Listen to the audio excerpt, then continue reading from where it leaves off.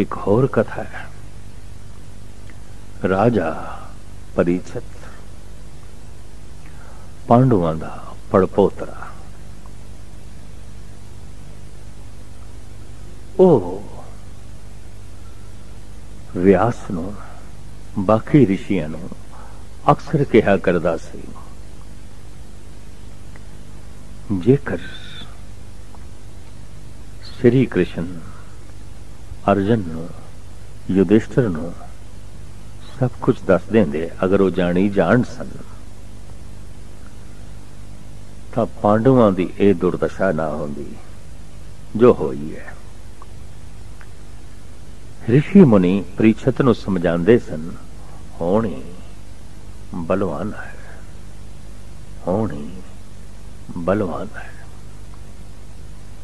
होनी ਨੂੰ नहीं रोकया जा सकता, कठिन है। परीक्षित कहता है, अगर मनुख को पता चल जाए कि फलाने दिन ऐसा होना है तो मनुख यतन कर सकता है, उपराले कर सकता है, होनी दे भाव नूं रोक सकता है, परे सुट सकता है। तो ये दूसरा श्लोक है धन गुरु अर्जन देव जी महाराज का संस्कृति श्लोक। बहुत जतन करता बलवंतकारी सेवंत सूरा चतुर्दशी, होवंत आ गया भगवान पुरखे, नानक कीटी सास अकरखते। राजे परीक्षित नूं ऋषियों ने दसिया, तैनू तक्षप नाम दे एक सप ने डंग मारना है पूर्णमासी वाले दिन, और उसे नाल तेरी मौत होवेगी, तेरी मृत्यु होवेगी। समा दस दिता गया, दिन दस दिता गया। राजे ने लोहे की कोठड़ी बनवाई और पूर्णमासी वाले दिन उस दे दाखिल हो गया। बाहरों ते हवा दा झोंका भी उसदे जाना कठिन सी। इस ढंग दी लोहे दी कोठड़ी बनवाई, चारों पासे बड़े बेर सूरबीर बली पैरे ते ला दिते, और निगरानी रखो किधरे सप आ रहे होवे ते टुट पाओ, मार दो। निश्चिंत बैठा है, बहुत जतन करता बलवंतकारी सेवंत सूरा चतुर्दशे। बड़ा बलवान सी, बड़े बड़े सूरवीर उसके अधीन सन, और बड़ा यतन किया उसने अपने आप नूं बचाने का। खैर पूर्णमासी वाली रात जदों सपने डंग मारना है, कुछ समय पहले एक ऋषि आए पुष्प लेके, फुल लेके। बारों पहरेदारां ने राजे नूं खबर की थी, संत जी आए ने पुष्प माला लेके, थोड़ी शुभ कामना रही। तो राजे परीक्षित ने आण दिता है, पुष्प अग्गों रखे ते पुष्प दे विचों कीड़ा निकलिया। नानक कीटी सास अकर कथे। वो कीड़ा जहरीला, वो कीड़ा ही कच्छप नाग सी, उन्हें डंग मारिया। राजा परीक्षित उसे नाल ही तड़प तड़प के मर गया। रोंदा रहा, रोंदा रहा, रोंदा रहा। रोना इस गल दा है, जो मैं चाहया सी नहीं होया, नहीं होया, और जो मैं नहीं चाहता सी हो गया, हो गया। जगत इतना जो रो रहे है, उस दा मूल कारण जो हो रहा है ये कबूल नहीं, और जो मैं चाहता ऐसा होवे नहीं। किसी दी रज़ा दे ये दरिया पे वगदे ने, किसी दे हुक्म दे ये सूरज चंद तारे गर्दिश देते हैं। सारा ब्रह्मंड जो चल रहा है ये किसी दी रज़ा विच चल रहा है। सूरज, चंद्रमा, तारे, सागर, पवन, पानी, दरिया जिस दे हुक्म दे चल रहे ने, ऐ मनुख तू गहराई नाल देख है ते तो उस दे हुक्म दे रोना इस गल दा है ये हुक्म कबूल नहीं, ये होनी कबूल नहीं। जैसे है दी हालत विच कुछ भी नहीं है, जैसे असी कहते हैं ये बच्चा है, नहीं, ये बच्चा हो रहा है। क्यों?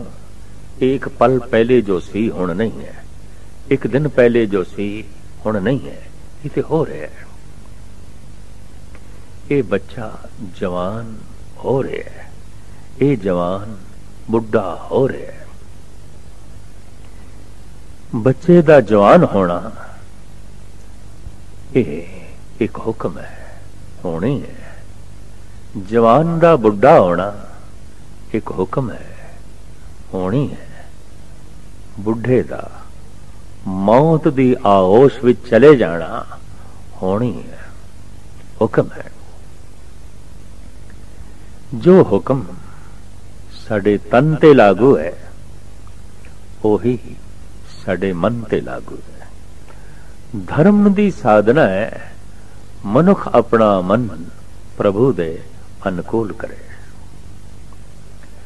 लेकिन मन अपने स्वभाव करके, अपने अहंकार करके, अपने लोभ करके, अपनी वासना करके प्रतिकूल चलता है। और जीवन विच जिथे जिथे रुकावटां ने, बथेरियां रुकावटां ने, वो रुकावट की है दरअसल वो होनी है, बहाव है, वो होनी इसनूं कबूल नहीं। जवानी कबूल सी, बुढ़ेपा कबूल नहीं। चलो रो पुट के बुढ़ेपा भी कबूल सी, मौत कबूल नहीं है। नफा कबूल है, नुकसान कबूल नहीं। इज्जत कबूल है, बेइज्जती कबूल नहीं। खुशियां कबूल ने, गम कबूल नहीं। और कौन दसे जगत मेरी चाहत नाल नहीं चल रहा, इति प्रभु की चाहत नाल चल रहा है। मेरी चाहत जद प्रभु की चाहत नाल टकरांदी है, मेरी चाहत हार खा जाती है और होंदा है प्रभु दा चाया होया मेरा रोना निकल जाता है। नर चाहत कछ और की और भाई चितवत रहो ठगोर, नानक फांसी गल परे। अगों फिर जन्मां दी फांसी पै गई। जितने चिर तक मनुख नूं होना कबूल नहीं, होनी कबूल नहीं, जन्म चलता रहता है, मरण चलता रहता है। जिस दिन होनी कबूल हो गई, जन्म कबूल है, जवानी कबूल है, बुढ़ेपा कबूल है, मरना कबूल है, सुख कबूल है, दुख कबूल है, नफे कबूल ने, नुकसान भी कबूल है। जिस दिन होनी कबूल हो गई उसी दिन मनुख समाधि लीन हो जाता है, परम आनंदी वर्षा उसते हो जाती है। और ऐसा मनुख जन्म मरण दे गेड़ तो बच जाता है। ऐसा मनुख हर वक्त रजा विच राजी, उसनू समझ आ जाती है सवेरे सूरज उगया है मेरी चाहत नाल नहीं, किसी दी रजा विच उगया है। शाम नू गरूब हो रहा है मेरी मंग करके नहीं, किसी दी रजा विच। भुलेखे लग जाते ने कई दफा मनुख, सब कुछ मेरे करके हो रहा है, ਕਹਿੰਦੇ ਨੇ ਇੱਕ ਮਾਈ ਨੂੰ ਇਹ ਭੁਲੇਖਾ ਪੈ ਗਿਆ ਸੀ ਕਿ ਮੇਰਾ ਮੁਰਗਾ ਬਾਂਗ ਦਿੰਦਾ ਹੈ ਤਾਂ ਪਿੰਡ ਦੇ ਵਿੱਚ ਸਵੇਰ ਆਉਂਦੀ ਹੈ। ਪਿੰਡ ਵਾਸੀਆਂ ਨਾਲ ਇੱਕ ਦਿਨ ਝਗੜਾ ਹੋ ਗਿਆ। ਮਾਈ ਆਪਣਾ ਮੁਰਗਾ ਲੈ ਕੇ दूसरे पिंड चली गई और दूसरे पिंड पहुंच के रात ਨੂੰ हसदी है। ਹੁਣ ਉਸ ਪਿੰਡ ਦੇ ਸਵੇਰ ਨਹੀਂ ਹੋਵੇਗੀ। ਹੁਣ ਉਹਨਾਂ ਨੂੰ ਪਤਾ ਚਲੇਗਾ ਮੇਰੀ ਕਦਰ ਹੋਵੇਗੀ। ਹੁਣ ਪਤਾ ਚਲੇਗਾ ਕਿ ਜ਼ਿੰਦਗੀ ਸਾਰੀ ਉਹਨਾਂ ਨੂੰ ਅੰਧੇਰੇ ਦੇ ਜੋ ਹੈ ਕੱਟਣੀ ਪਏਗੀ। ਅੰਮ੍ਰਿਤ ਵੇਲੇ ਜੈਸੇ ਮੁਰਗੇ ਨੇ ਬਾਂਗ ਦਿੱਤੀ, ਪਿੰਡ ਵਿੱਚ ਸਵੇਰਾ ਆਉਣ ਲੱਗ ਪਿਆ। ਮਾਈ ਹੱਸਦੀ ਪਈ ਹੈ, ਉਸ ਪਿੰਡ ਦੇ ਵਿੱਚ ਅੰਧੇਰਾ ਹੋਵੇਗਾ, ਰਾਤ ਹੋਵੇਗੀ। ਮੂਰਖਾਂ ਨੇ ਮੇਰੀ ਅਪਮਾਨ ਕੀਤਾ ਹੈ, ਹੁਣ ਜ਼ਿੰਦਗੀ ਅੰਧੇਰੇ ਵਿੱਚ ਕੱਟਣ। ਪਰ ਕੌਣ ਇਸ ਮਾਈ ਨੂੰ ਦੱਸੇ? ਮੁਰਗਾ ਬਾਂਗ ਦਿੰਦਾ ਹੈ, ਇਸ ਕਰਕੇ ਸਵੇਰ ਨਹੀਂ ਆਉਂਦੀ। ਸਵੇਰ ਹੁੰਦੀ ਹੈ, ਇਸ ਕਰਕੇ ਮੁਰਗਾ ਬਾਂਗ ਦਿੰਦਾ ਹੈ। ਪ੍ਰਾਤः ਕਾਲ ਹੁੰਦਾ ਹੈ, ਪੋ ਫੁੱਟਦੀ ਹੈ ਤਾਂ ਮੁਰਗਾ ਬਾਂਗ ਦਿੰਦਾ ਹੈ। ਮੁਰਗਾ ਬਾਂਗ ਦਿੰਦਾ ਹੈ, ਇਸ ਕਰਕੇ ਪੋ ਨਹੀਂ ਫੁੱਟਦੀ। ਪੋ ਫੁੱਟਦੀ ਹੈ ਤਾਂ ਮੁਰਗਾ ਬਾਂਗ ਦਿੰਦਾ ਹੈ। ਸਵੇਰ ਆਉਂਦੀ ਹੈ ਤਾਂ ਮੁਰਗਾ ਬਾਂਗ ਦਿੰਦਾ ਹੈ। ਲੇਕਿਨ ਮਨੁੱਖ ਨੂੰ ਇਹ ਭੁਲੇਖਾ ਪੈ ਸਕਦਾ ਹੈ ਮੇਰੀ ਬਾਂਗ ਕਰਕੇ ਸਵੇਰ ਹੋਈ ਹੈ। ਸ਼ਾਇਦ ਜੋ ਕੁਝ ਮੈਂ ਕਰਦਾ ਉਸ ਕਰਕੇ ਇਹ ਸਭ ਕੁਝ ਹੋ ਰਿਹਾ ਹੈ। ਸਭ ਕੁਝ ਹੋ ਰਿਹਾ ਹੈ। ਅਗਰ ਮੇਰੀ ਕ੍ਰਿਤ ਕਰਕੇ ਸਭ ਕੁਝ ਹੋ ਰਿਹਾ ਹੈ तो मेरा करना सारे दा सारा सफल होना चाहिए। पर मेरा करना ते सारे दा सारा सफल होंदा ही नहीं। मेरा करना जिथे जिथे प्रभु दे होने नाल शामिल हो जाता है, सहमत हो जाता है, मेरा करना उस नाल मेल खा जाता है, तो फिर मेरा करना जब सफल हो जाता है तो मैं कहना मैं कीता है, मैं कीता है, मेरे कीते करके मैनू सफलता मिली है। पर हुण कौन दसे इत्थे परमात्मा दा होना सी, उहदे होने करके तेरा करना मेल खा गया। उहदे होने करके तेरा करना सफल होया है, तेरे करें करके ये होना नहीं होया। उसदे होने करके तेरा करना सफल हो गया। बस इतनी समझ परमात्मा दी समझ आ। और इस समझ नूं कहंदे ने सब कुछ हो रहा है, कीता नहीं जा रहा। दिन हो रहा है, रात हो रही है, सर्दी हो रही है, गर्मी हो रही है, जन्म हो रहा है, मरण हो रहा है, सुख हो रहे ने, दुख हो रहे ने। ये जगत दे सब कुछ हो रहा है, हो रहा है, हो रहा है। जिस दिन ये होना कबूल होया उसे दिन परमात्मा कबूल होया। और जिस दिन परमात्मा कबूल होया ऐसा मनुख परमात्मा दा रूप हो गया, ईश्वर दा रूप हो गया। हुण उसदी अपनी कोई चाहत नहीं। जब अपनी कोई चाहत नहीं तो हुण अपने कोई रोने ही नहीं रह गए। हुण ते प्रभु दी चाहत, हुण ते जिस पासे दरिया बह रहा है उन्हें नौका अपनी उसे पासे तोड़ दी है। हुण ते हवा मां दा रुख जिस पासे है ते उस पासे ही चल पे है। हुण ते प्रभु दी जो रजा है वही इसनूं कबूल है, वही इसनूं प्रवान है। इस करके जीवन विच आनंद बन जाता है, रस बन जाता है।